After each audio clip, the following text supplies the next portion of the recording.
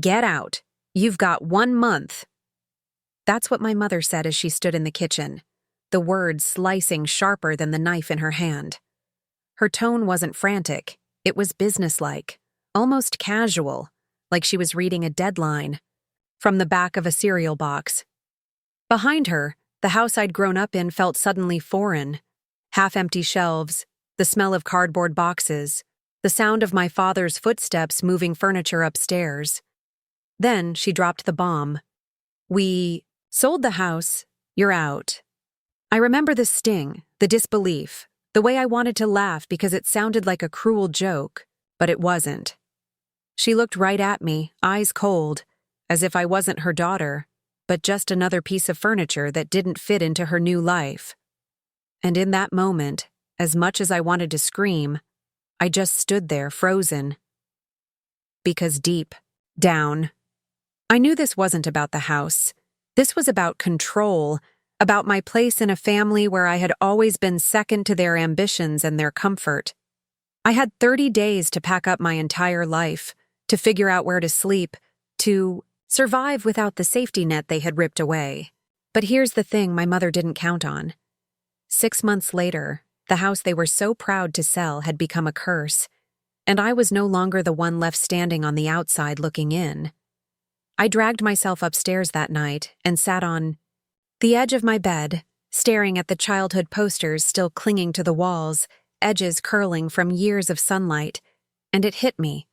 My family had already moved on in their minds, and I was the last piece of clutter they needed to get rid of. I could still hear their voices downstairs, muffled but sharp, my father asking if I'd taken it well, and my mother replying with that clipped laugh of hers, "She'll manage. She always does." Manage. That was their word for abandoning me. I had no savings worth mentioning, no boyfriend to crash with, no relatives close enough to step in, just a waitressing job that barely covered my gas and groceries. And suddenly I was supposed to find a new life in 30 days? I lay awake that night, heart pounding, imagining myself dragging boxes to the curb with no place to take them, my clothes stuffed into the back seat of my car, the shame of explaining to coworkers why I looked like I hadn't slept. But what gnawed at me more than the fear was the betrayal. This wasn't just a house. This was the backdrop of my whole life.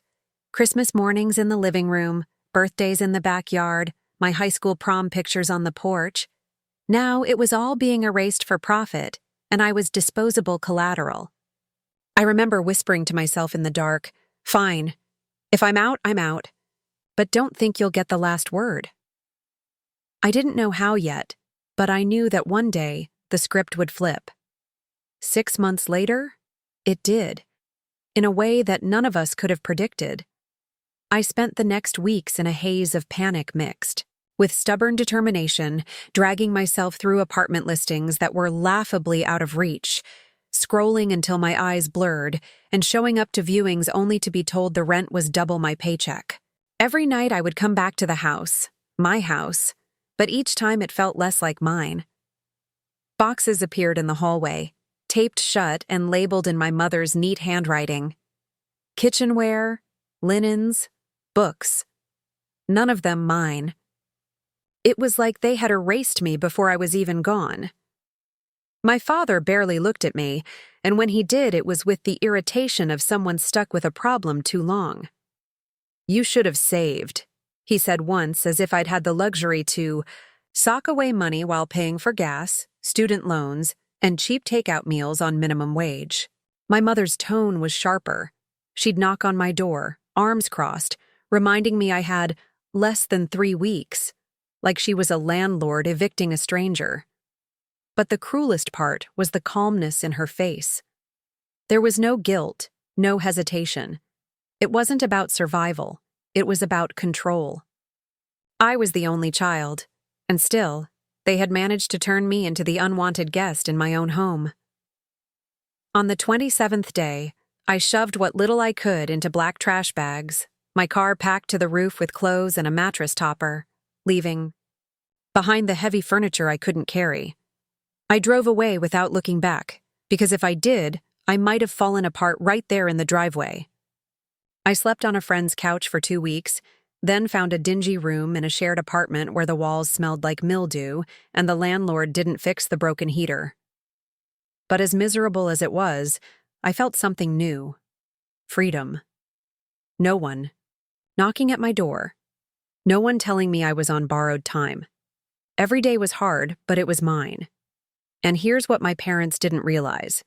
While they were busy chasing their fresh start by selling the house, they were burning bridges. With the one person who had stood by them through everything, I stopped answering their calls. I stopped replying to their texts. And when gossip trickled back to me through relatives about how ungrateful I was, I said nothing, because silence was the sharpest blade I had. 6 months later, when their proud new chapter turned into a nightmare, I was the one who got the call, my mother's voice trembling, her control cracking for the first time. That was the moment everything shifted, the moment their cruelty came back to them, and the moment I realized they had dug their own grave long before I walked out of that house. 6 months passed, and I thought I had buried the hurt, buried the humiliation of being tossed out like yesterday's trash. But the universe has a way of circling back and showing people exactly what they deserve. Because one evening, my phone rang, and I saw my mother's name flashing on the screen. A number I had almost deleted out of spite. And her voice when I answered was nothing like the cold, clipped woman who had told me I had a month to disappear. It was shaky, almost panicked. "We need your help," she said. And I sat there in my tiny rented room staring at the water stains on the ceiling, my lips curling into something between a laugh and a sneer. Because wasn't this the same woman who had said I'd manage, and who had stood in the kitchen like a queen banishing a servant? But now she needed me, and not just for something small. She explained in broken sentences how the sale of the house had gone sideways, how the buyers had discovered structural issues, mold in the basement, water damage in the roof, all things they had glossed over to make a quick profit. And now there was a lawsuit pending, their accounts frozen, their credit cards maxed out. And she muttered almost too softly to hear that they might lose everything. And I just sat there silent, listening to the storm she had built for herself, every word from her mouth like a nail, hammered into the coffin of the control she once held over me. And for the first time, I wasn't the desperate child begging for their approval. I was the one with the power, the choice, the leverage. Because they wanted me back at the table now, wanted me to help them navigate paperwork, wanted me to testify that they hadn't misled the buyers, as if my words could erase their lies. And I let her talk, let her unravel, let her choke on her own desperation until finally I said, "You told me I had 30 days, remember? You sold the house, and you sold me out with it. Don't think for a second I forgot." And there was silence. Heavy silence. The kind where you know the truth has landed like a blade. And for the first time in my life, I felt the balance shift. Completely. Because they had cast me aside believing I was disposable. But 6 months later, they were the ones begging at my door. And that was only the beginning of how their downfall unfolded, piece by piece. While I stood on the outside, finally free, finally untouchable.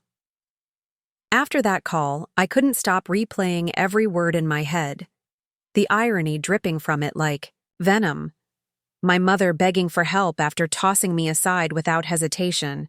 And I thought about the nights I had cried myself to sleep on a friend's couch, about the day I carried my trash bags to the car while she watched from the window. Without lifting a finger, about the way my father had muttered, "She'll manage," as if my entire existence could be summarized in 2 dismissive words. And now they were drowning. Now they wanted my voice, my presence, my loyalty. But I had nothing left to give them. Nothing except the reminder that family doesn't get to treat you like furniture to be sold off with the house. Because I had built my own life from the ground up in those 6 months, tiny and imperfect, but mine. And while they scrambled through lawsuits and debt collectors and sleepless nights, I went to work. I paid my rent. I kept my head above water. And I started to realize that freedom, even messy freedom, was worth more than the illusion of security they had dangled over me for years. And when my aunt called to say my parents were telling everyone I had abandoned them, I didn't even argue. I just let their narrative rot in their throats because I knew the truth. I knew who had abandoned whom. And one night I sat at my cheap kitchen table, lit by a single lamp, and wrote in my journal, "I survived them, and that is enough." And I meant it, because the girl they tried to discard had turned into a woman they could never break again. And I promised myself that no matter how many calls came, no matter how many sobbing voicemails they left, I would not step back into their chaos. Not as a witness, not as a savior, not as a daughter. Because that chapter was closed the moment they sold the roof over my head. And 6 months later, all I had left for them was silence. A silence, louder than any revenge I could have spoken. The months that followed were a strange mix of vindication and heaviness, because every time my phone lit up with another call from my parents or with relatives trying to guilt me into being the bigger person, I felt the weight of years, of manipulation pressing on my chest. But then I would remember the image of myself dragging those black trash bags to my car while they watched, and the guilt would vanish, replaced by a cold clarity that they had chosen money over me. They had chosen their fresh start over their only child, and now the consequences were theirs alone. Not mine to shoulder anymore, not mine to clean up. And yet the pressure was constant. My mother leaving tearful voicemails about how she couldn't sleep, how the lawsuit was consuming them, how they were terrified of losing everything. My father with his clipped voice saying I needed to remember where I came from, as if that line alone erased the eviction. But I let the messages pile up, unreturned, because for once in my life I was the one setting the terms. And the silence was my wall, my boundary, my revenge. But it wasn't just about ignoring them. It was about choosing myself every single day, choosing to work that extra shift to make rent, choosing to meet new people who didn't see me as disposable, choosing to breathe in the freedom of a space where no one could kick me out. And when I walked past the old neighborhood one evening and saw the for sale sign back up in the yard, the house that had been my prison and my exile standing hollow, with windows like empty eyes, I stopped for a moment, my chest tight, and I whispered, "You don't own me anymore." Because that house was no longer mine, no longer theirs.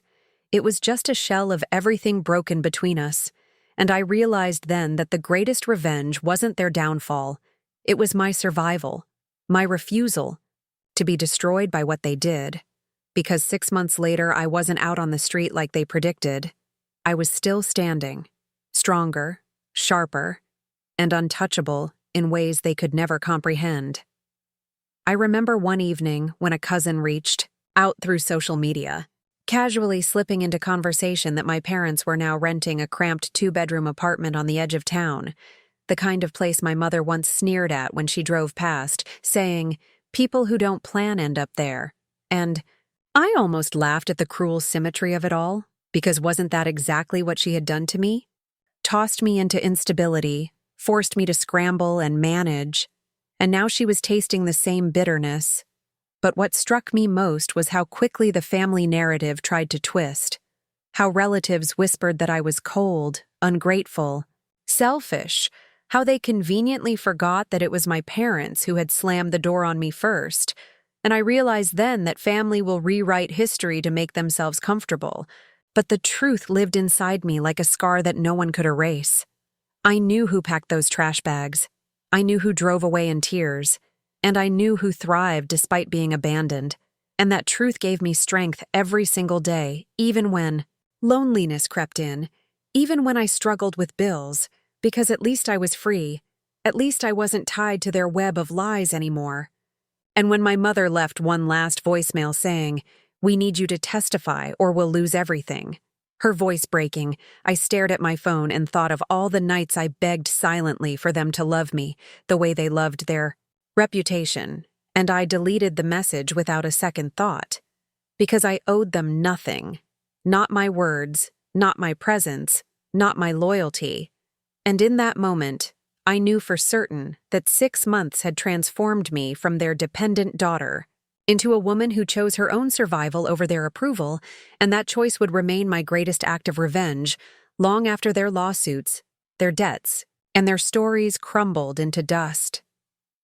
Weeks turned into months, and the silence between us became a canyon too wide to ever cross.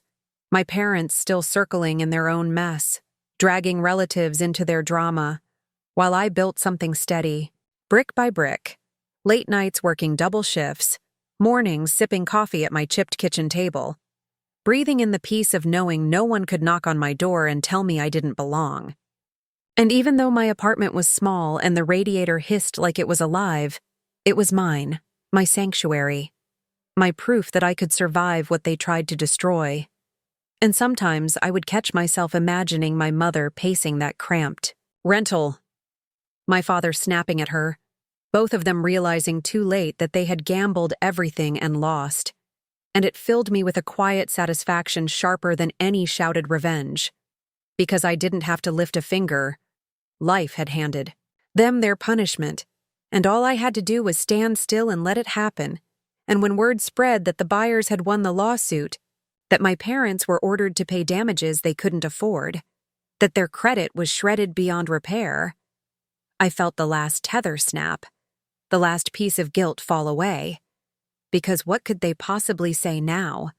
What excuse could they invent when the world had turned on them the same way they once turned on me? And I realized the true power of walking away wasn't just in refusing to save them. It was in refusing to even look back. Because every day I lived without them was proof that they had underestimated me, proof that their cruelty hadn't broken me, and proof that 6 months was all it took for the discarded daughter to rise higher than the parents who thought she would fall. There was one night I'll never forget, when I came home from work exhausted, my shoes sticky from spilled soda, my hands raw from carrying trays, and as I climbed the stairs to my apartment, I saw an envelope slipped under my door, my name written in my mother's familiar looping script. And for a second my stomach dropped, because even after everything, part of me still reacted like a child craving her approval, but when I tore it open and read the letter inside, all that softness hardened into steel. She wrote about how they had made mistakes, how they only wanted what was best, and how family should stand together in hard times. But every line dripped with manipulation, not remorse. And the kicker was at the end, where she begged me to come to court and clear things up so they could avoid losing more money. As if I was just another asset to be used like the house they sold. And I laughed, not a bitter laugh, but the kind that comes when you realize the game has changed forever. Because the girl who once begged them for kindness no longer existed. She had burned away in those 30 days of exile, and in her place was a woman who understood that sometimes the only way to win is not to play. So I folded the letter back into the envelope, slid it into a drawer, and never replied. And when relatives later asked why I hadn't stepped in to save my parents, I said simply, they sold their house, they sold me too, and that was their choice. And the silence that followed was the closest thing to justice I'd ever heard, because it meant they finally understood that the cycle was broken, that I wasn't coming back, not to testify, not to forgive, not to carry their burdens. And that realization was my final liberation. The last time I ever saw them was almost by accident. A cold evening in December when I ran into them at the grocery store, both of them looking smaller somehow, worn down by months of fighting battles they couldn't win. My father's hair thinner, his shoulders slumped, my mother's face pale and lined, the sharpness gone from her eyes, replaced by something desperate and hollow. And they froze when they saw me pushing my cart, as if the sight of me reminded them of everything they had thrown away. And for a moment the silence between us was louder than the chatter of the store, the squeak of carts, the beeping of registers. And then my mother stepped forward, her lips parting like she wanted to say something, but all that came out was my name in a voice so fragile it barely sounded like hers. And I stood there, gripping the handle of my cart, heart pounding not from fear but from power, because 6 months ago I had been the one discarded, powerless, But now I was the one who could decide whether to stop, to listen, to open the door. They had slammed shut and I chose not to. I shook my head slowly, not with anger but with finality, and I walked past them, my footsteps steady, leaving them behind in an aisle that smelled of canned soup and detergent. And in that moment, I knew the story had come full circle, that no amount of lawsuits, debts, or hollow apologies could undo the choice they had made when they told me I had 30 days to find a new place. Because that countdown hadn't been the end of me, it had been the end of us, and as I carried my groceries out into the freezing night, I breathed in the sharp air and felt lighter than I ever had, knowing that revenge didn't always come in explosions or dramatic scenes. Sometimes it came in the quiet power of walking away, of refusing to be touched by the people who once thought they owned you. And as I drove back to my little apartment with its flickering light bulbs and crooked blinds, I felt something close to peace, because I had survived the worst they could do, and I had risen stronger while they had crumbled, and that was more than enough. In the weeks after that grocery store encounter, I felt a strange shift inside me, as if seeing them so diminished had finally closed the book I had been carrying around half-finished. I no longer checked my phone for missed calls, no longer wondered if another letter would arrive slipped under my door. I simply stopped expecting anything from them at all. And in that absence, I found something I had never truly felt before, a sense of ownership over my own life. I filled my apartment with thrift store furniture I picked myself, painted the walls, a soft color that made the mornings brighter, cooked meals in my tiny kitchen while music played from my phone. And though money was always tight, I began to notice that joy didn't need to be expensive. It came from the fact that no one could pull the rug out from under me again. And while my parents were still tangled in lawyers and debts and whispered gossip among relatives, I was carving out something stable and honest, a life built on my terms. And one night when a coworker asked about my family, I simply said, "We don't talk," without shame or bitterness, because I realized my story wasn't about them anymore. It was about me, the girl they tried to throw away who turned into a woman they could no longer control. And in that realization, I felt the deepest kind of revenge, not loud or dramatic, but steady and permanent. The kind that says you may have tried to end me, but I'm still here, thriving in ways you never imagined.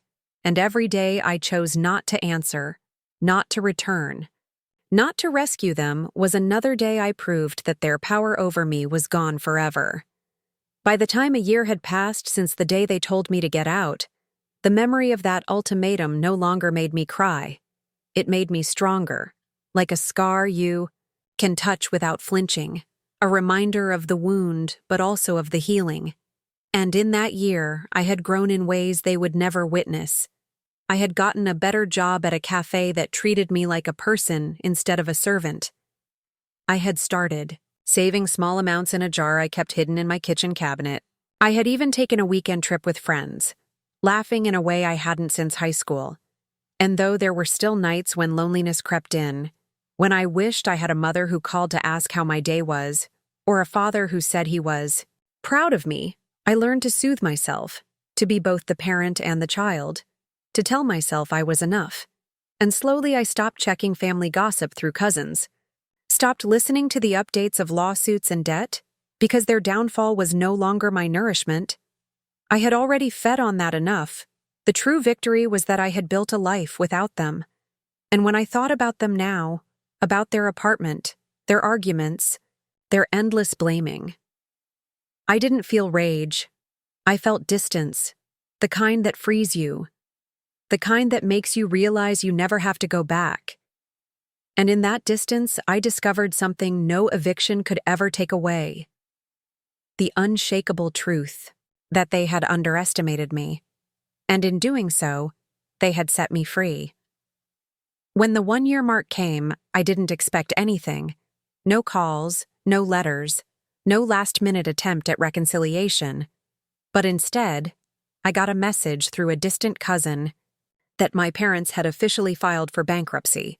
The lawsuit lost, the damages unpaid, their bank accounts drained, their credit shattered beyond repair. And I sat there holding my phone, reading those words again and again, not with shock, but with an eerie calm. Because hadn't it always been headed here? Hadn't their arrogance, their obsession with appearances, their willingness to toss their own daughter into the street to protect their image been a straight road toward ruin? And now it was happening in real time. But what I felt wasn't gloating, it was something colder, cleaner, a sense that the circle had finally closed, because while they were tangled in debts and courtrooms, I had built something small but unbreakable. I had a home no one could sell from under me. I had a job that gave me pride. I had friends who invited me over for potluck dinners where we laughed until our stomachs hurt. And I realized my parents had given me an unintentional gift the day they forced me out. They had stripped me of every illusion and made me face the world alone. And by surviving, I had become untouchable. I remembered my mother's eyes that day in the kitchen, cold and unyielding as she said, "You've got 1 month." And I wondered if she replayed that memory now in her dark apartment at night.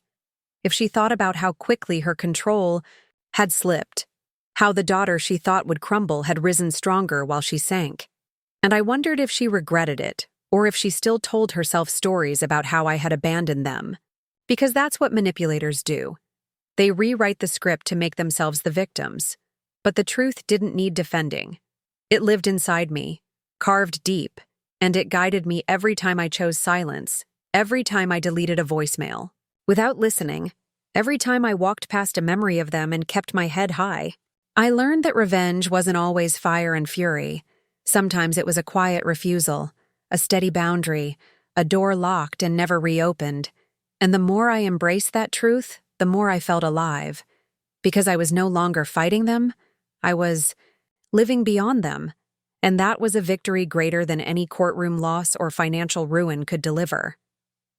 At some point, I stopped counting days and months and realized that time itself had done the work I once dreamed revenge would do. Because when you've been cast out and told you are nothing without them, survival becomes the most dangerous weapon you can hold. And my survival was loud enough to echo back into their lives. Whether I spoke or not, I knew it because people whispered. Relatives who still had contact would say things like, "Your mom asked about you again," or, "They told everyone you turned your back." But I didn't correct them. I didn't waste energy defending myself. Because the truth was self-evident, carved into the very timeline of our lives. They had given me 30 days to disappear, and I had. But not in the way they hoped. I hadn't vanished or crawled back begging. I had turned 30 days into 6 months, 6 months into a year. And in that time, I learned to build muscle where there was none. Strength where there had only been fear. I learned how to live without anyone telling me when I had to leave. How to buy a second-hand couch with the money I earned myself. How to paint the chipped walls of my little apartment a color that felt like sunrise. How to carry my groceries up 3 flights of stairs without collapsing. And in all those small victories lay the real story. A story my parents could never rewrite because they weren't part of it. And while they drowned in creditors and courty hearings, I was slowly but surely learning how to swim on my own.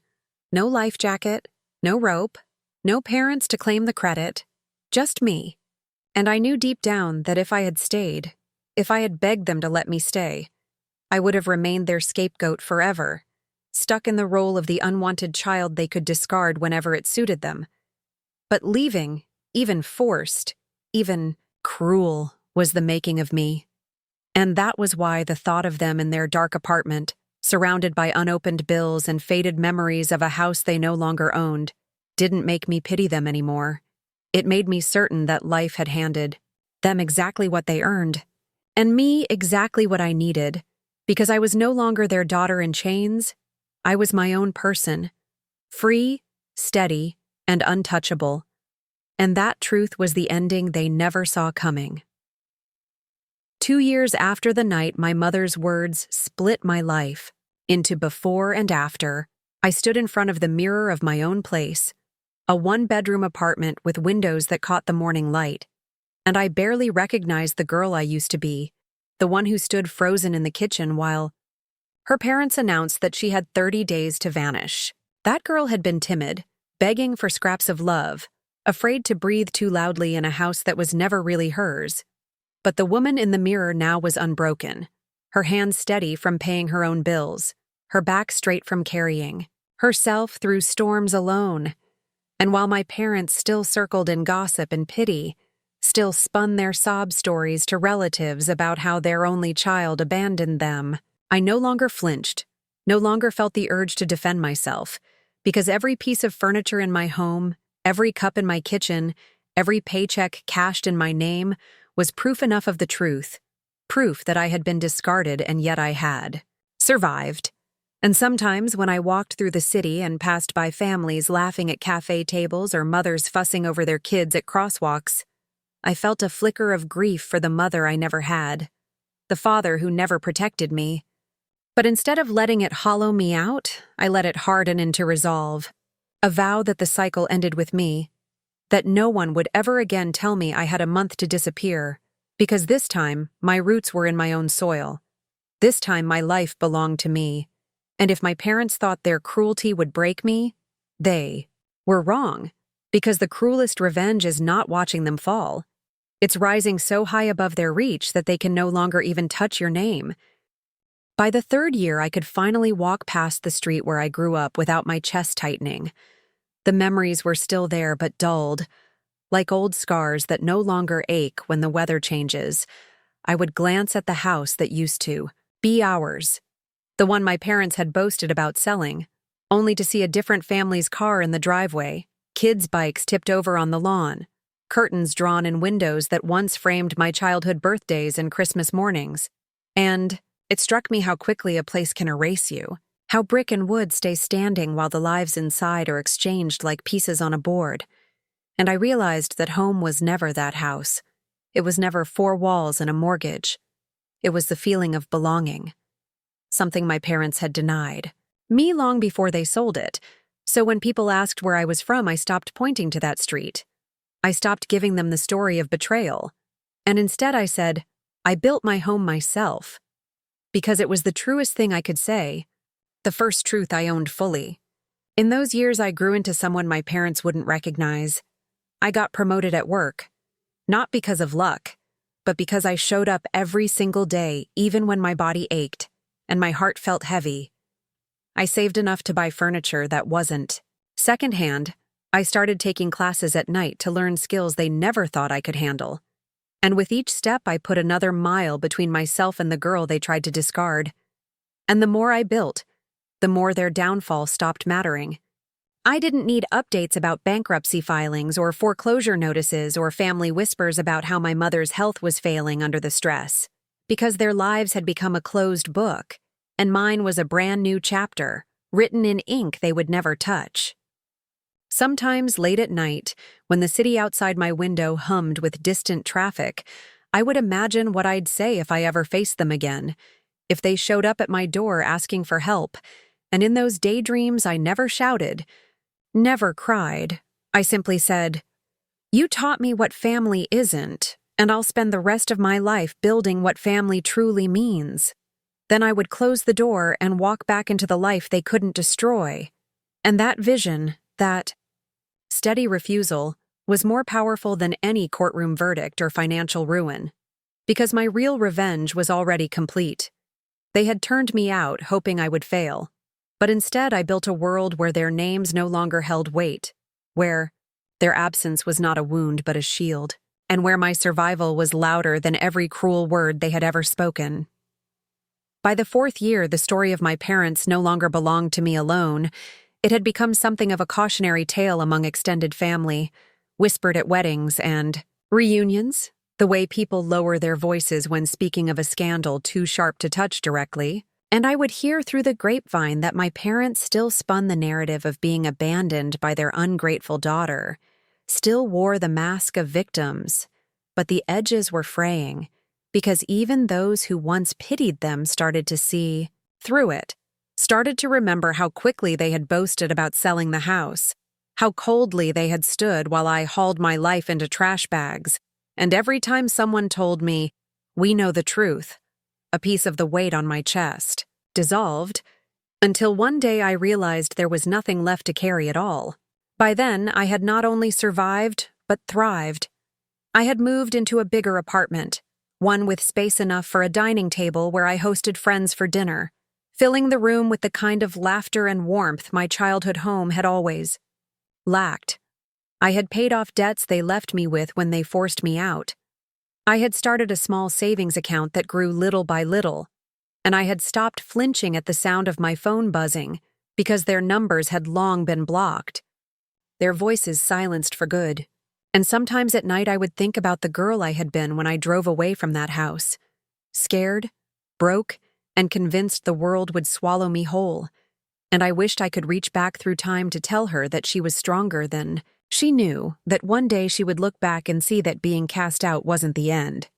It was the beginning, the sharp and painful birth of a life fully her own. My parents thought they had written my ending when they said, "You've got a month." But what they never understood was that all they did was free me, and every step I've taken since then has been the proof that their cruelty failed.